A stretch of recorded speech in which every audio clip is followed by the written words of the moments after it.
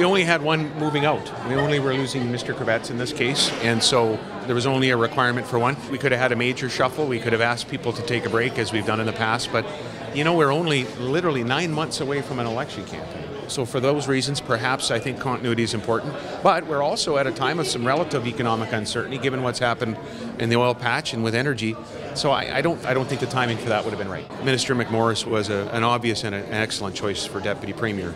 It's good standing, well regarded in our caucus and across the province, I think, and has done a great job as a minister. And as I said before, a great spokesperson, very effective in the House. I'm thrilled. I'm absolutely thrilled. I mean, it's hard to believe. I think of growing up in a small town of Leuven as a kid, where small town of 20 people. I mean, I never ever imagined, number one, that I would get the privilege of serving in cabinet, but also to be asked now as Deputy Premier. It's a humbling experience and flattering, and I just feel very honoured and privileged.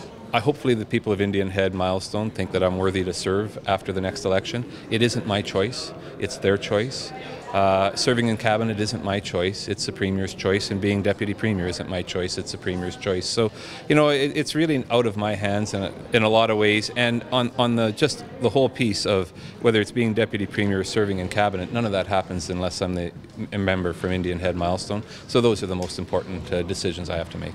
Well, this is a very exciting day for me. It's a day, I guess, that we all kind of think about and wait for it to happen, and I'm just really thrilled, really honored that I have been selected to take on this portfolio.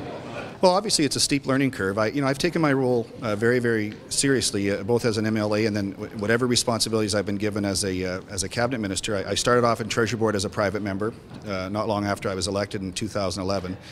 So I've had the benefit of going through that process of developing budgets as a member of Treasury Board. I've also sat on Crown Investments Corporation Board and been Vice Chair of the Cabinet Committee on Public Sector Bargaining under Minister Kravets. So I've seen a lot of those major issues that the Finance Minister needs to deal with from a vantage point of being at the table with Minister Kravets and watching how he conducted himself and comported himself and learned a great deal there. So, there's a tremendous amount of work that goes into Treasury Board deliberations, and so it really is a collaborative effort. It's not just one individual. The Minister of Finance at the end of the day is responsible for the budget and for the the economic spokesperson for the government, but the development of the budget and putting the budget to bed is a team effort at Treasury Board, at Cabinet and at caucus.